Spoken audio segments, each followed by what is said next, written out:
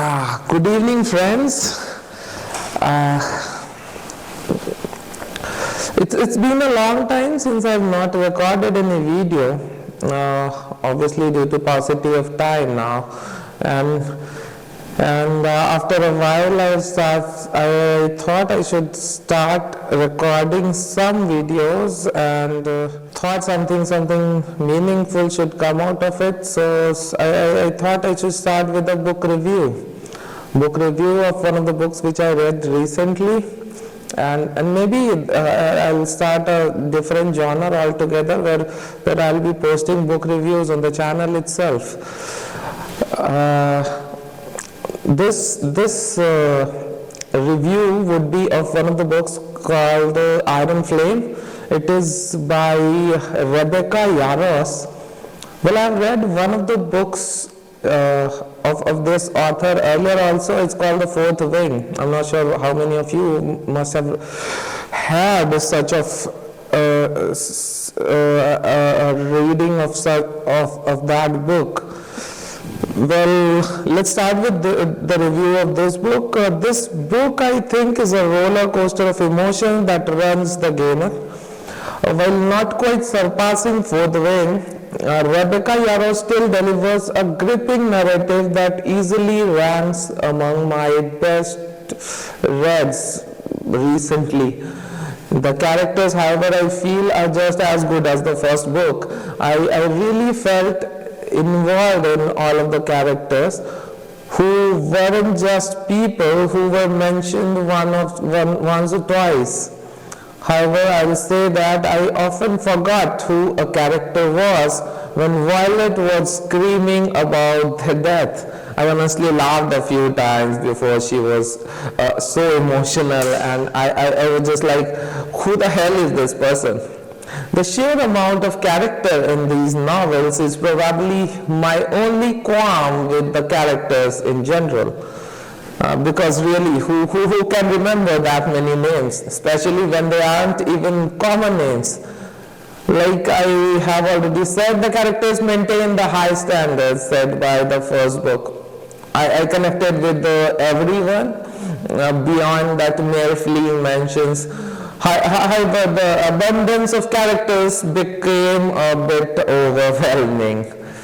And I often found myself struggling to recall certain individuals, especially when Violet's emotional outbursts clouded my understanding. The multitude of names posted a minor challenge, particularly when they were they were, in fact, very less common. The plot initially seemed a bit aimless, maybe, lacking no clear direction. Yet as the story unfolded, it gained momentum and purpose.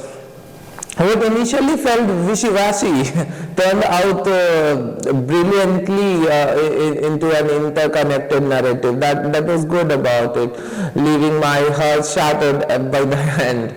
If you enjoyed Fourth Wing, the earlier book, this book is a must-read then. Trust me on that now. Let's delve into some spoilers which I thought I should share with you. I'm not sure how many readers would be appreciating this. So, first spoiler, my instincts were spot on. I knew Jack the Law was alive, and it was a satisfying revelation. Second, the hilarity ensued when Zed made Vanish kneel and apologize to Violet. I couldn't help but burst into laughter. Third, the suns hit its peak when the Solas emerged from the cave during the pass-winning attempt. I was on the edge of my seats, uncertain if they would escape unscripted. Fourth one, the plot twist about Zedon being on the intrinsic caught me off guard. Forgotten details about Fourth, the plot twist about Zayden being an intrinsic caught me off guard. Forgotten details about Segil choosing one of the Zayden's family members made Violet's reaction confusing. until Salon mentioned the two same nets. Fifth, the heartbreak hit when I discovered Zayden's transformation into a Venin. Well, altogether it's a poignant moment that lingers. Sixth, the entire novel had me on the emotional roller coaster. Suffice it to say, it kept me hooked throughout. I'm not sure if I should call it mind-blowing, because I don't want the readers go pre-blown with their mind rather than with a plain mind, so that, or I may say, I particularly believe that if your mind is pre-blown, it cannot be reblown. Suffice it to say, it kept me hooked throughout.